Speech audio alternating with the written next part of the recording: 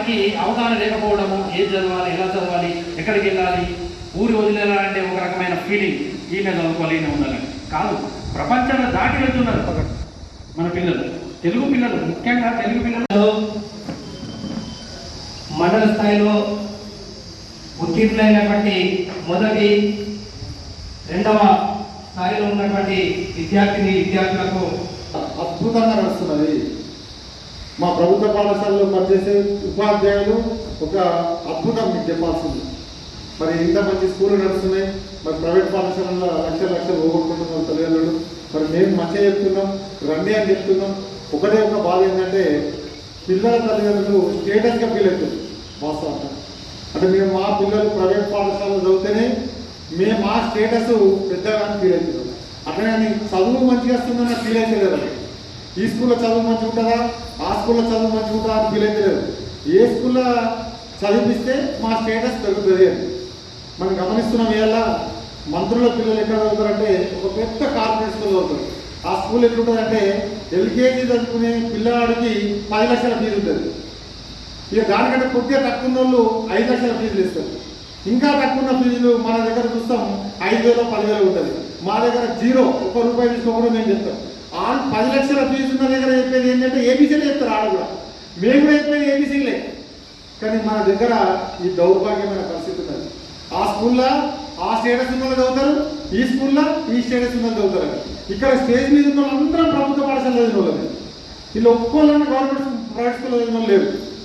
అంటే అటువంటి పరిస్థితి ఇవాళ సమాజంలో ఉన్నది. స్టేటస్ని బట్టి స్కూల్లో అనే పరిస్థితి ఉన్నది. దయచేసి దాన్ని పోగొట్టడానికి ప్రయత్నం చేద్దాం. మళ్ళీ విషయం చెప్పాలన్నా, 10th దాకా ఇంటర్ దాకా ఇదంతా, ఇంటర్ తర్వాత మళ్ళీ గవర్నమెంట్ స్కూల్కే పోతాం. ఇలా ట్రిపుల్ సీట్ కోసం ప్రయత్నం చేస్తాం అందరం. ట్రిపుల్ అనేది గవర్నమెంటే. జేఈ మెయిన్స్ ద్వారా వచ్చే కాలేజీలన్నీ గవర్నమెంట్ కాలేజే. మరి కేవలం ఈ ప్రైవేట్ వాళ్ళ ఒత్తిడి వల్ల, ఈ ప్రైవేట్ వాళ్ళు చేసే ఈ స్టేటస్ అనే ఒక మన తల్లిదండ్రులు ఉన్న స్టేటస్ అనే ఆ మైండ్ సెట్ వల్ల ఇలా ప్రైవేట్ స్కూళ్ళు నడుస్తున్న సంగతి మీ దృష్టికి తీసుకొస్తున్నాం. సరే, ఏదేమైనా ఈరోజు మన దగ్గర ఈ కార్యక్రమము అరేంజ్ చేసి మరి విద్యార్థులు మంచిగా నిజంగా చాలా భక్తులందరూ కూడా చాలా బాగా చెప్పారు. 10వ తరగతి అనేది తొలిపెట్టాలి. తర్వాత భవిష్యత్తులో ఈ 2 సంవత్సరాలు ఇంటర్మీడియట్ మంచిగా చదువుకున్న వాళ్ళకు ఖచ్చితంగా మంచి లైఫ్ ఉంటుంది. చాలా కాలేజీలు ఉంటాయి. ఎంపీసీ చేసిన వాళ్ళకు ఐఐటి ఉంటుంది, మళ్ళా జేఈ మెయిన్స్ ఉంటుంది, మంచి ఎంసెట్ కాలేజీలో సీట్స్ ఉంటాయి. ఈ రకంగా ఏం చేసినా కానీ కష్టపడి చదివిన వాళ్ళకు డెఫినెట్గా సక్సెస్ అనేది దొరుకుతుంది. ఒక సింబల్, ఒక డైలాగ్ ఉంటుంది, ఎఫిషియన్సీ కోసం ప్రయత్నం చేయు, సక్సెస్ని ఎంబట్టి ఉరికేస్తున్నాం. మనం ఎఫిషియెంట్గా ఉండాలి. మన చదువు ఎట్లుండాలంటే దేనికన్నా రాటు వెళ్ళినట్టు ఉండాలి. మనం ఏదైనా పరీక్ష రాస్తుంటే మన ఎఫిషియన్సీ చేసుకుని ప్రయత్నం చేయాలి. అది నాకు సక్సెస్ వస్తుంది, నా ఈ సక్సెస్ వస్తే నాకు 10 లక్షల జీతం వస్తుంది, అట్లా కాదు. ఎఫిషియన్సీ కోసం ప్రయత్నం చేయి, సక్సెస్ని ఎంబట్టి ఉరికేస్తుంది. ఇది మర్చిపోవద్దు. మరి మన దగ్గర విద్యార్థులకు 560 దాటిన అందరూ కూడా ట్రిపుల్ ఐటీ వచ్చే అవకాశం కూడా ఉంటుంది. మరి ట్రిపుల్ ఐటీ కూడా మన దగ్గరనే బాసంలో ఉన్నది. మరి అది రావాలని చెప్పేసి మనస్ఫూర్తిగా మేము కోరుకుంటున్నాం. అది ప్రభుత్వ పాఠశాలలో చదివిన పిల్లలకి మాత్రమే వస్తుంది ట్రిపుల్ ఐటీ సీట్. ఎందుకంటే మనకు +30 కలుపుతారు.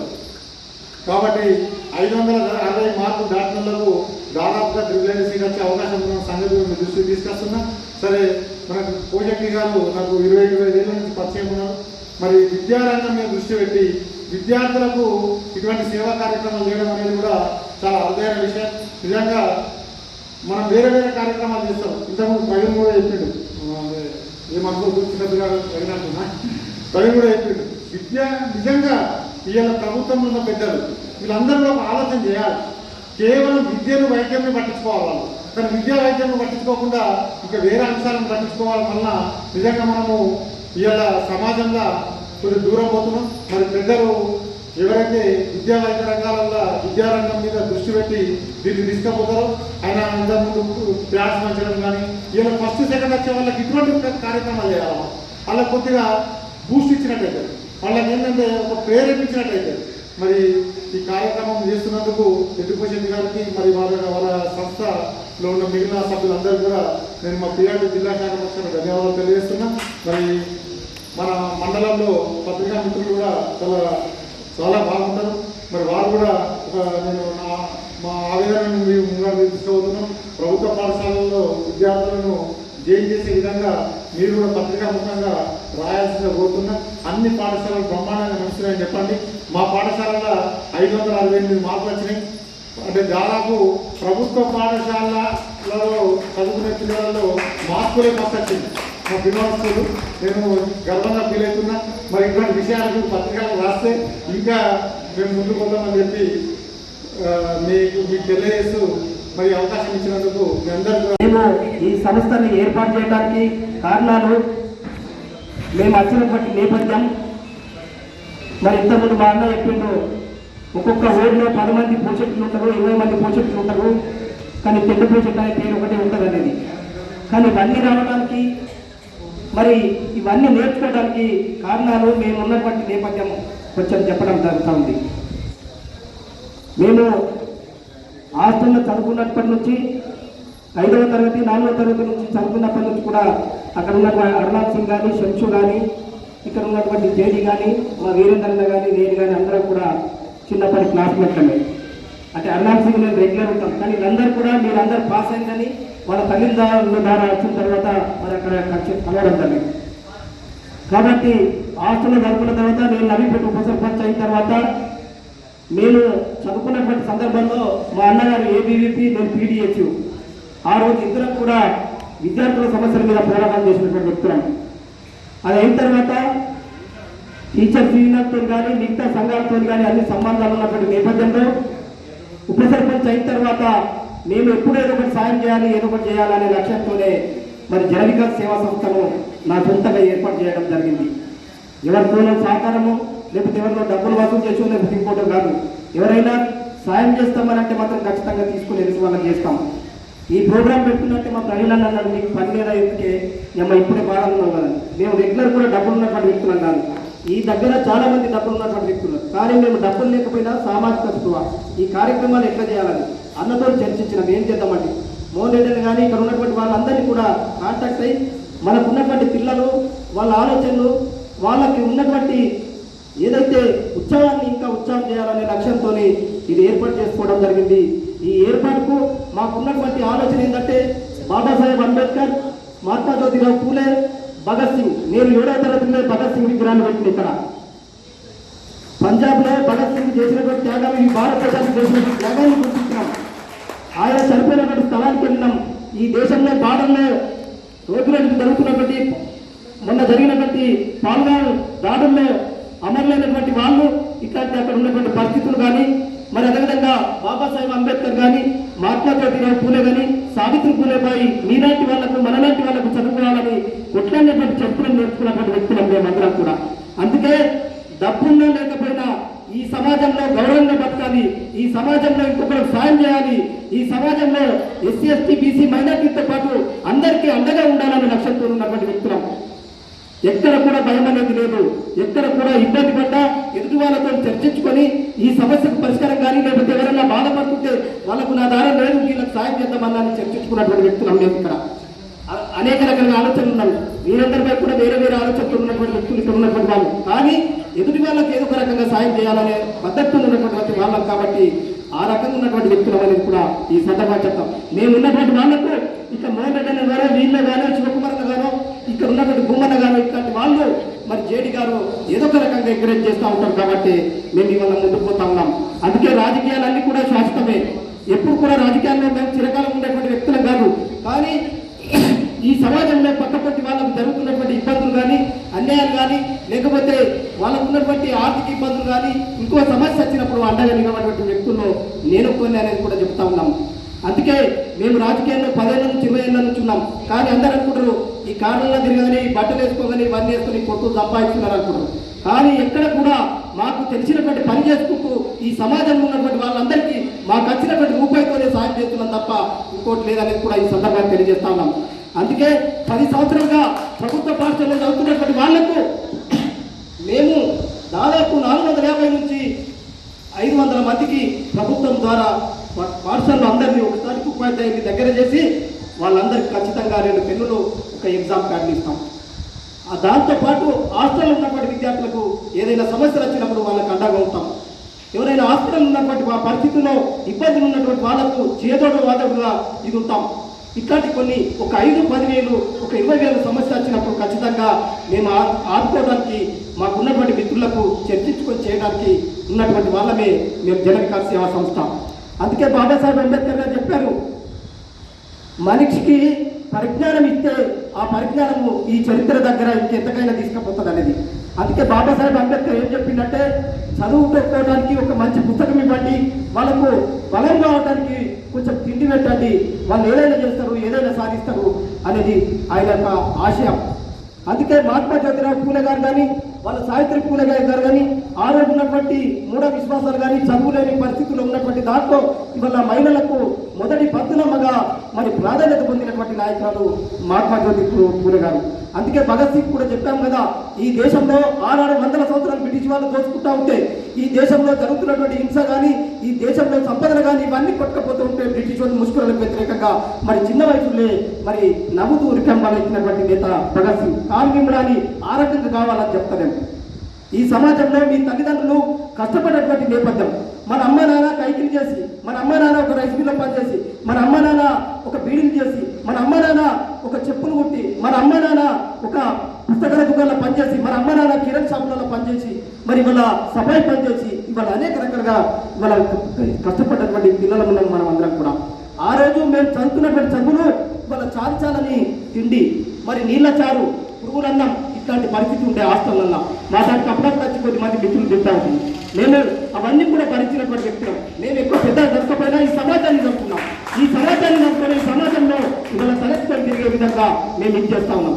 మేము చదివినటువంటి చదువులు తక్కువ, కానీ వాళ్ళు చెప్పినటువంటి చరిత్ర, అక్కడ ఉన్నటువంటి వాళ్ళ చరిత్ర, ఈ వ్యవస్థలో జరుగుతున్నటువంటి దోపిడీ, ఈ వ్యవస్థలో విద్య ద్వారానే ఏదైతే చదువుదారునే ఈ సమాజాన్ని శాసించవచ్చు, చదువుదారునే ఒక కుటుంబాన్ని బాగు చేసుకోవచ్చు, చదువుదారునే నలుగురికి సవాల్ చేయొచ్చు అనేది చెప్పినటువంటి ఆ నాయకుల భావాన్ని మీరు చూసుకోవాల్సినటువంటి అవసరం ఉంది తప్ప వాళ్ళ లెక్క పోవాల్సినటువంటి అవసరం లేదనేది చెప్తా ఉన్నాం. అందుకే మీకు చుట్టుపక్కల ఉన్నటువంటి వాళ్ళను మంచి చేయండి. మీరు చదువుకొని ఇవాళ అన్న చెప్పినట్టు ఇవాళ ఇంతకు చెప్పినాం, నందన కావచ్చు, మిగతా వాళ్ళు కావచ్చు, మేము కావచ్చు, ఇతర వాళ్ళు అనేక అవకాశాలు వచ్చినా మనకున్నటువంటి కమిట్మెంట్, మనకున్నటువంటి చుట్టుపక్కల వాళ్ళు, మరి అదేవిధంగా ఈ సమాజం, నాతో ఉన్నటువంటి స్నేహితులు, మన అమ్మ నాన్నని గుర్తుంచుకోవాల్సినటువంటి పరిస్థితి ఉంటుంది పిల్లలుగా మనం అందరం కూడా.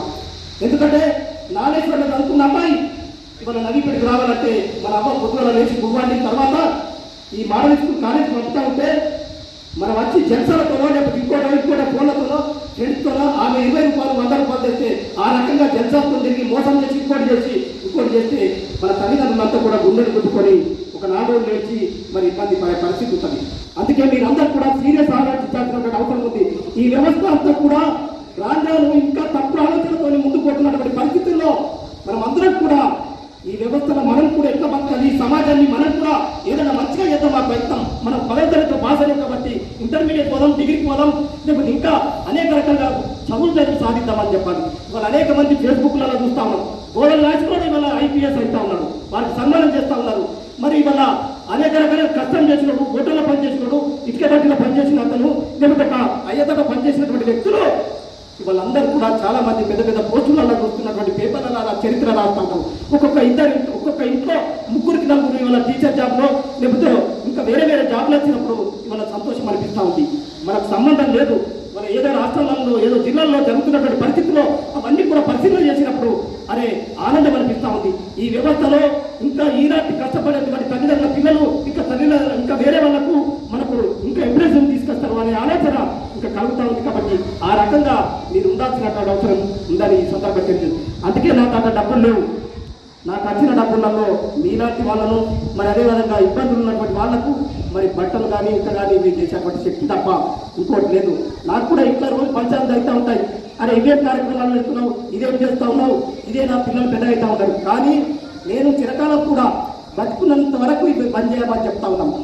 ఖచ్చితంగా ఏ ఇబ్బందులు వచ్చినా మీతోనే ఉంటాం, మీలాంటి వాళ్ళకు మనలాంటి వాళ్ళకు ఖచ్చితంగా ప్రోత్సహిస్తాం.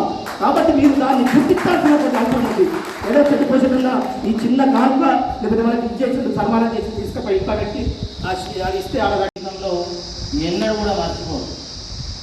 పోషెట్టి అనే పేరుతోటి చాలా మంది ఉంటారు, ఊర్లో 20 మంది 30 మంది ఉంటారు. తెడ్డు పోషెట్టి అని ఒక్కడే ఉంటాడు.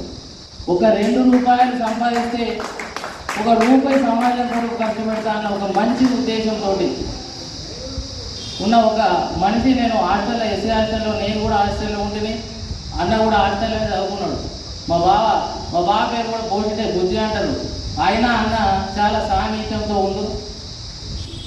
పిల్లలు ఎవరైతే పేదరికంలో ఉన్నారో వాళ్ళకి బూస్ట్ ఇస్తే, ఇవాళ మీకు ఒకటో స్థానం, రెండో స్థానం వచ్చిందంటే ఇది ఒక బూస్ట్ లాగా. ఇక్కడనే ఆగిపోవద్దు. 10వ తరగతి ఫస్ట్ వచ్చిన మన కానీ ఇక్కడనే ఆగిపోవద్దు. ఇంటర్మీడియట్, డిగ్రీ లేదా ఇంజనీరింగ్ ఇట్లా కొనసాగుతూ పోవాలా. బడి మధ్యలో మానేస్తే మనము మధ్యలోనే ఆగిపోతాం. తల్లిదండ్రులు మీ అందరికీ కూడా నేను తెలియజేస్తా ఉన్నా, ఎంత కష్టమైనా సరే పిల్లలకు కంపల్సరీ వాళ్ళు ఎంత చదువుతామంటే అంతవరకు చదివేయండి. అవసరమైతే ఎంత కష్టమైనా అనుభవించండి. రేపు వాళ్ళు మంచి స్థానాలకు వెళ్ళిన తర్వాత మిమ్మల్ని మంచి స్థాయిలో చూసుకుంటారని చెప్పేసి నేను తెలియజేస్తా ఉన్నా. అలాగే పిల్లలు మరి మా తల్లిదండ్రులు చదివిస్తూ ఉన్నారు, వాళ్ళు కష్టపడుతూ ఉన్నారు, నేను కూడా చదువుకొని మంచి స్థాయిలోకి పోవాలని చెప్పేసి మీరు కూడా ఆలోచన చేసి మంచి స్థాయి, అంటే గవర్నమెంట్ ఉద్యోగమే రావాలన్నది ఏం లేదు. ప్రైవేట్ ఉద్యోగం సంపాదించినా కూడా కొన్ని లక్షల రూపాయల ఉద్యోగం, అంటే లక్షల ప్యాకేజ్ తోటి ఉద్యోగాలు వస్తూ ఉన్నాయి. అరే వాళ్ళు అన్ని ఉద్యోగాలు రావట్లేదు, చాలా పోటీ ఉన్నది అని మనం బాధపడుకుంటా ఇంట్లోనే కూర్చుంటే కాదు. కంపల్సరీ ఆ పోటీని తట్టుకొని రేపు మీరందరూ కూడా మంచి స్థాయిలో ఉంటారని నేను కోరుతూ అవకాశం ఇచ్చిన పెద్దలందరికీ కూడా ధన్యవాదాలు.